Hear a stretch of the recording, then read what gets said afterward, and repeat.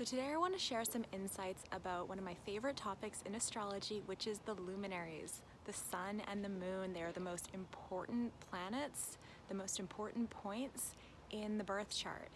And even in the sky, they are the brightest objects in the sky. They are the objects that affect human life in the strongest way, in just a visible manner, you know. The sun is what creates life. It gives growth and energy to the plants, to the animals, to ourselves. We all need sun, and the moon is what controls the rhythms of the world, the tides. And in ancient days, it was used as a timekeeper. So people, you know, thousands of years ago, we've even discovered markings etched on bones and it was 29 markings to signify the 29 stages of the moon until it came full circle. So these are objects that are really important. They've always been a big influence in all of human history, and so I really want to get into that today. When you talk about the sun and the moon, what we're really talking about is the masculine and the feminine. And when I say masculine and feminine, I'm not talking about gender, although gender is reflected in this polarity that we speak about. But when we're talking about the masculine and the feminine, that is a concept that is within every human being as well. Masculine meaning the yang force, the giving force, the action force, the energy force.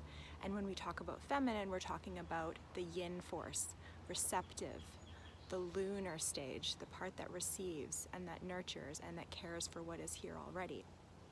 So we both have these qualities within us, and I feel like one of the most important things when you're examining a birth chart is to make sure that both of these polarities are given the tools to function in the most appropriate way. And so we're gonna get into that a little bit later. But let's start out with what the sun is. The sun is our energy, right? The sun is the power, the confidence, the courage that we have, the will that we have that wants to go out into the world and create something. It's the creative force, you know? The sun rules the sign of Leo, which is the most expressive. It's the most, it just has access to that creative fire, that solar plexus energy that wants to lead, that wants power, that needs to be validated, that wants to be seen. Just like the sun, you know? The sun is the most visible object in the sky, and it marks the days. And when it's out, the world is different than when it's not out.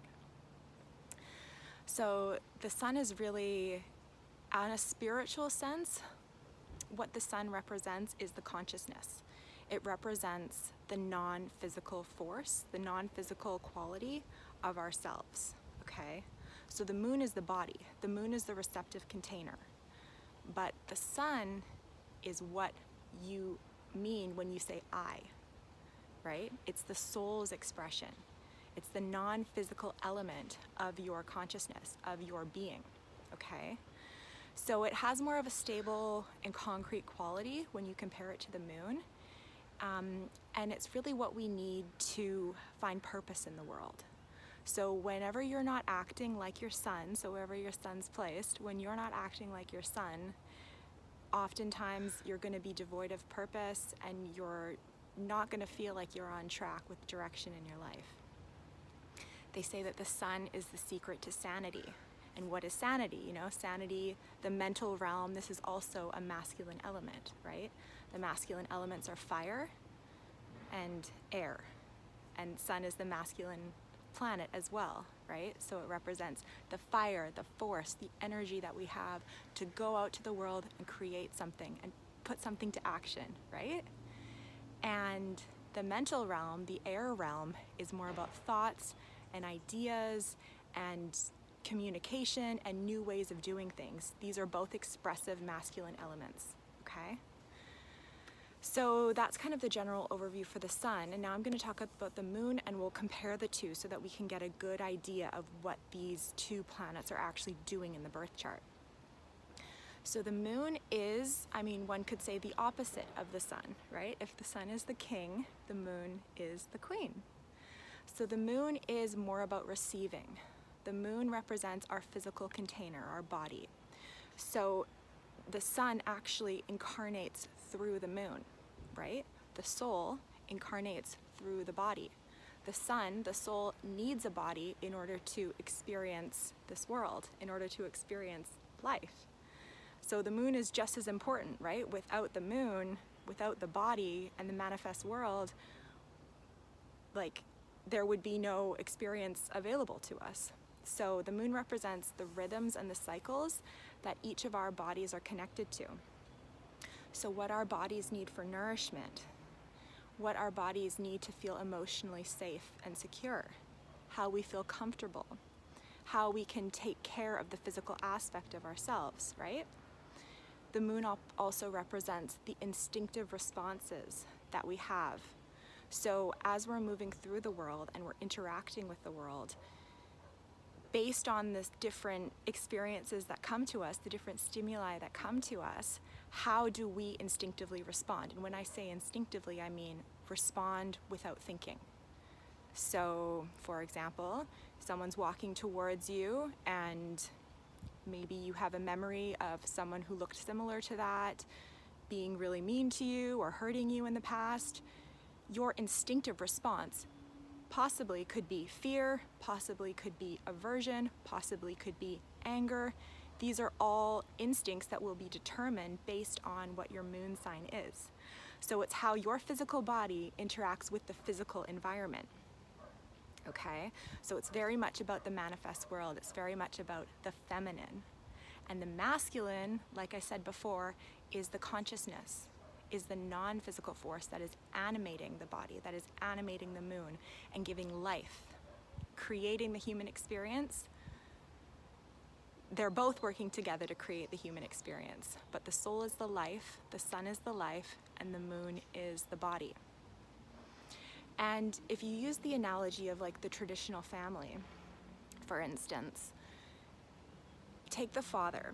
So in the traditional household, you know, I'm not saying that this is how it is now, but it's kind of a good thought experiment to go through so that we can really understand the elements that are operating within ourselves and how they are also being expressed in the macro. So in a traditional household, the father, the masculine energy, typically because they are stronger, they're larger, they have more testosterone, they would naturally be more of an expression of the sun, more an expression of the masculine power energy. And so their job typically would be to go out into the world, to create something, and I don't mean create in an artistic way. It could be developing a new business, or, you know, building a house, working in construction, or doing landscaping. Whatever involves putting your energy towards, okay? Creating something bigger than yourself, right? So the sun is also representative of the goals that we have in life, of the things that we want to achieve, that we want to bring into the world. So knowing what your sun sign is shows the connection that you have to your purpose. So in contrast with this thought experiment of the traditional family, so the man is going out into the world, creating, using his energy to support the family. The female, on the other hand, in the traditional household, is the one that is at home taking care of the domestic world, okay? And when she cooks the meals, she makes sure that everything is clean and harmonious. And because women, we have our natural cycles, our menstrual cycle, and we also have the capability to bring a baby into the world, and we have the estrogen, more estrogen typically, we are more connected to our bodies. We are more connected to our emotions on the whole, right? Everyone's different. Everyone has a different mix of masculine and feminine. But on the whole, women are more of an expression of the feminine typically.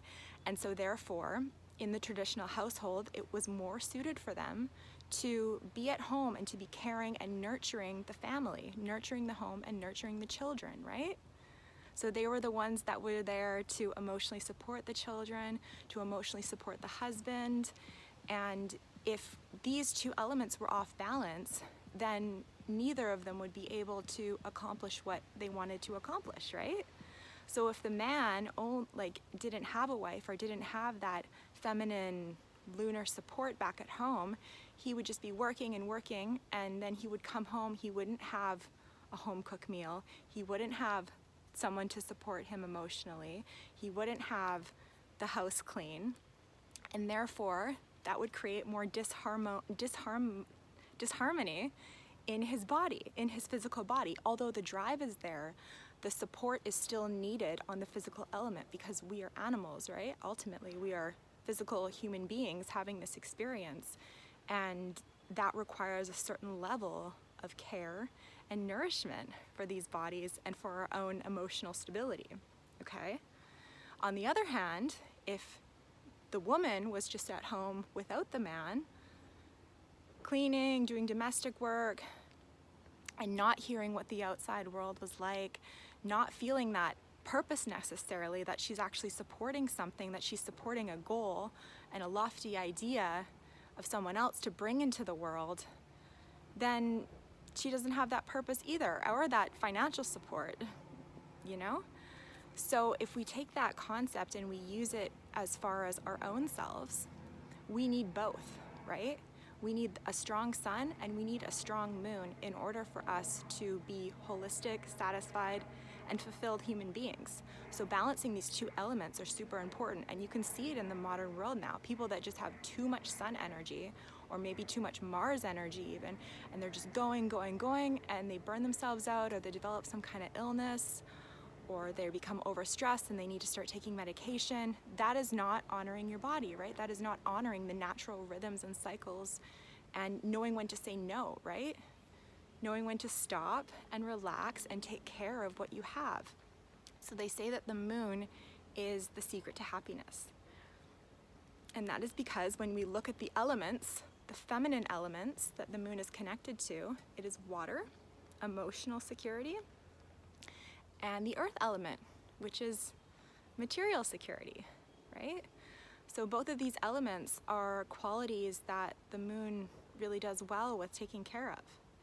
And so I really encourage everyone today to just take a look at their chart and see, okay, what is my sun sign saying? Well, when I'm operating in full integrity to my sun sign, I will feel aligned with my purpose. I will feel aligned with the work that I'm doing, and I will feel connected to the goals of my soul. In contrast, how can I use my moon sign, what my moon sign needs, in order to support this physical body in the soul's desire for achievement in the world? So how can I take care of myself, and how can I honor my world and my rhythms and be able to know when enough is enough and support my own happiness, okay? So wherever your moon sign is, that will show the natural rhythms and the types of things that you need in order to feel comfortable, in order to feel happy, in order to feel emotionally supported, okay? So thank you, and please let me know what you think in the comment section.